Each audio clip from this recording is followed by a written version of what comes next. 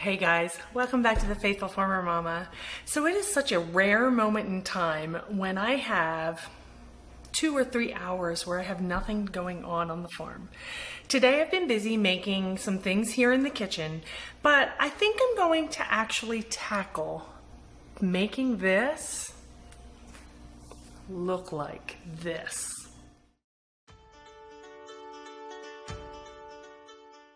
Before I get started today, I'm going to ask you to go down below and find the subscribe button along with the little bell. You're going to want to click those so that you don't miss any of our upcoming videos. This kitchen project has all this back here has definitely taken on a whole new twist, and it's been a lot of work, although we haven't really worked on it over the past week or two.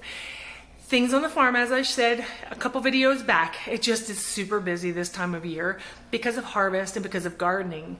However, things tend to slow down right before we plant the fall crop, which will be going in mid-August. This part of the kitchen, I've been deathly afraid of even tackling that. So it's not the actual this part that scares me, but more these. So these corbels are actually built in here, and we have a few things that we're going to have to do to them to make them look more finished. The people who were here before, for some reason, I'm not really sure why, all they did was just kind of sit these here, so they're kind of just, they look like they're floating in the middle of air. And it's kind of bothered me for a long time since we've been here. So there are some projects here that have to be done, which is why I have not finished this to be this beautiful wood like this. But I thought I could work under the kitchen sink today and get that stripped and get that down to its raw wood and urethane so it's nice and ready so that when I do this, everything will match. Something else I've been working on today, which has been a good working. I don't like yogurt, guys. I actually dislike yogurt really a whole bunch. But a friend of mine gave me a recipe for some yogurt, and I wanted to really try it and check it out. So I have been making homemade yogurt for a couple weeks now, and I absolutely love it. So when it's not here in the house, I have to make homemade yogurt. It takes 24 hours in my Pampered Chef quick cooker, but it's worth every single second that I have to get up and set the timer. So the Pampered Chef quick cooker is very much like an Instapot.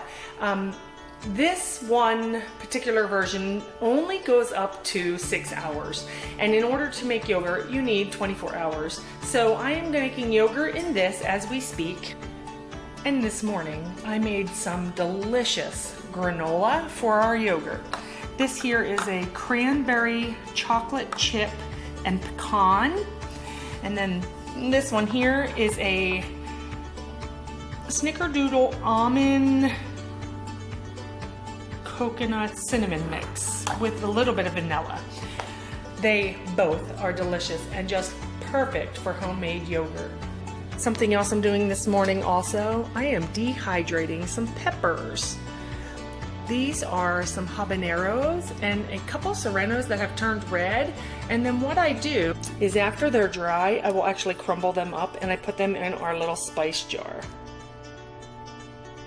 You can find these spice jars on Amazon. The link for these are down inside my description box below. Something else I've been working on here on the farm is actually saving seeds.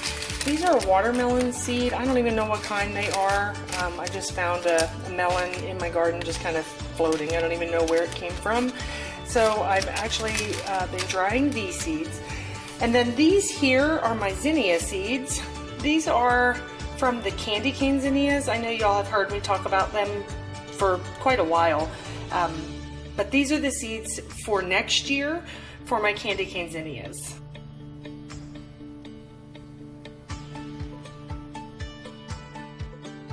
So the first thing I needed to do in order to start my cabinet was take off all of the doors and the fake or faux face plates. The doors came off really easy, and I left the hardware on them until a little bit later, and you'll see that in a little while. Of course, I had to take the molding off that is around the baseboard. It is a 1/4 inch round molding, and That molding we are going to actually replace with a natural wood molding, because this molding actually has a plastic faux wood coating on it to match the cabinets. It would just be easier for me to get new molding. One thing you may not know, underneath your molding, if it's not caulked all the way around, you will have a lot of dirt under there. So of course I took a couple seconds to actually clean it out. I did label all of these because we will use these as a template when we cut the new ones. And then I put down some paper, like painter's paper, so that I didn't drip any of the stripper onto the floor, because of course I don't want to ruin the floor. So I just folded it all around the baseboards before I started putting the stripper onto my cabinet.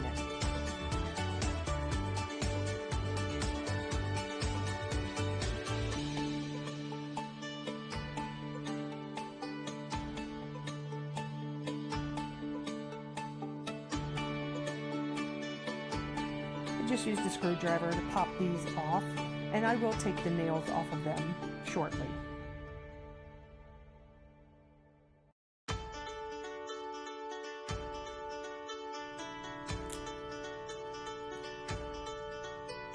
I then use citrus strip to actually put on the cabinet face and the cabinet doors and the faux plates in the front. The one thing I love about citrus strip is that it's the toxic smell that you usually get with strippers. This particular stripper does not have that. It really does work well, and it does not smell all crazy, so I don't have to close off the entire kitchen area because of all of the fumes. Yes, I should be wearing a face mask, and yes, I probably should be wearing gloves, but that's not going to happen because I'm just not that type of person. I put the remainder back in my bottle, and then I used what I had left on my plate to make sure my stuff was totally coated.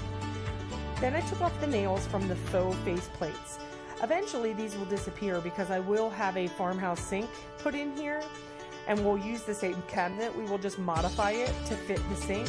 But until then, these have to go back up. So I just took off the nails, and then I am going to strip the front and the pieces around the side and let the stripper sit there. I'm labeling in little Ziploc bags which screws go to which cabinet door and top or bottom.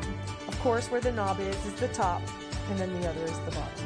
So I just take out all of the pieces and the hardware that are on each cabinet door before I actually start to put the stripper on them.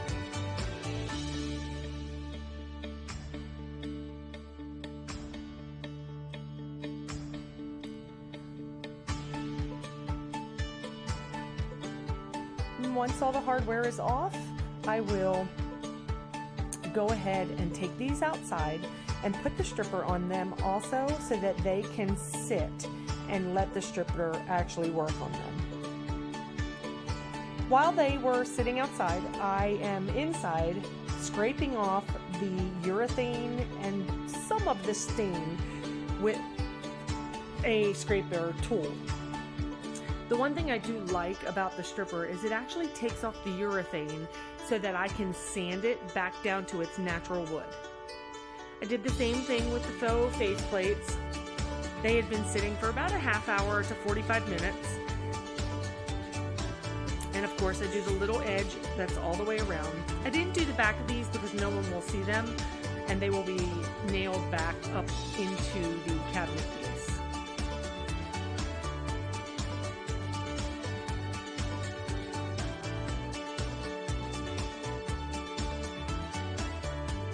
So after letting it sit for about 20 minutes or so, look at the grain in the wood. I cannot wait to sand this down and see the natural wood behind it.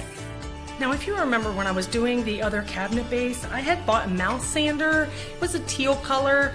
I used the doo-doo out of it for a lot of different projects. And then I had bought like a Dremel tool, but this is called a Tekpo. I'll link this down in the description also. You can get this on Amazon. Great for detail work. I broke my other mouse sander, and because I liked this Tekpo so much, I went on and actually bought a mouse sander that is also a Tekpo. I will go down below in the description and place a link so that you can get one of these too, not just for cabinets, like for I sanded a stool that I wanted to redo. I redid one of the chairs with it, and I've even done a coat rack that a friend had given me, an old coat rack. You know who you are. Thank you for finding that for me at an estate sale. So I'm going to actually get busy sanding the cabinet doors and the fronts, and then I will go inside and sand the base. Time for sanding. I can't wait to see the light colored wood coming out from these cabinet doors. Took a little bit of work, and although I did strip them, I probably could have done a second or a third coat of stripper to take off more of the color. But today, it just was easier for me just to sand it.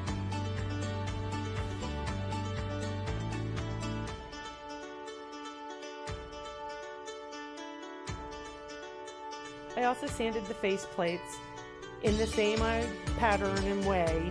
I just used my little mouse sander until I got down to the natural wood.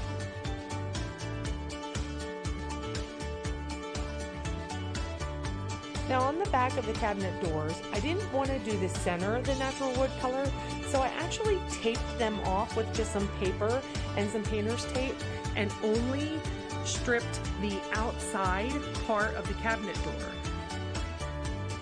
Here I'm removing the stripper and putting all of the yuck in the middle on the paper, and then I could just pull the paper off and sand the outside edge. They look so awesome. I then headed inside to work on the cabinet base. It took a little work because of the countertop and the corners there by the cabinet.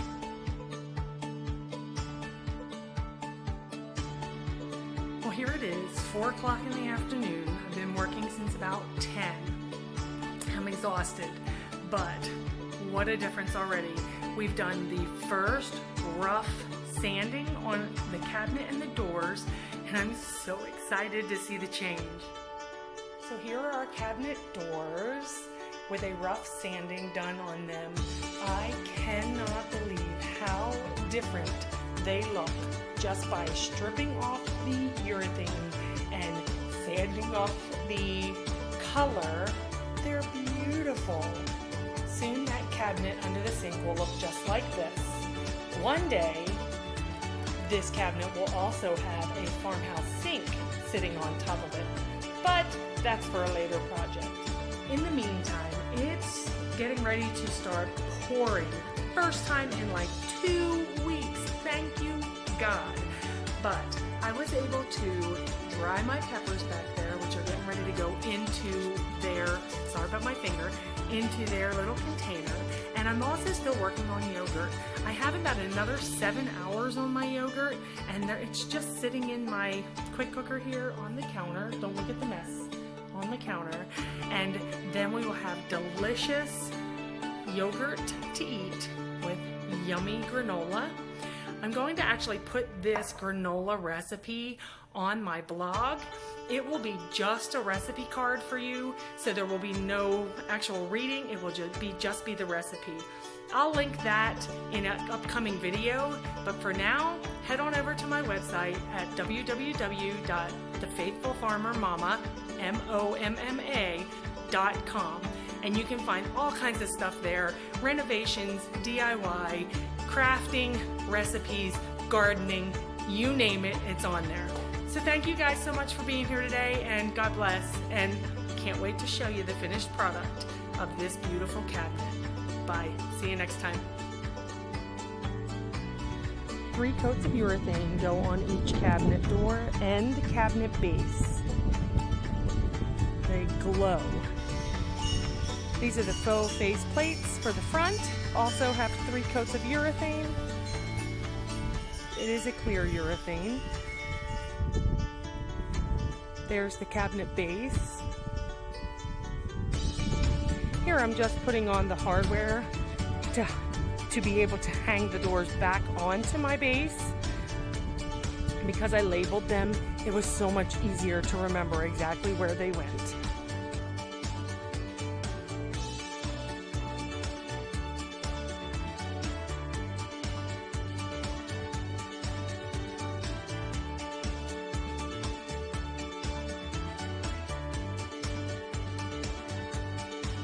My husband came in with the air nailer and rehung the faux faceplates on the front of the cabinet. Again, this is one of those places that we will be changing soon because we have a farmhouse sink coming.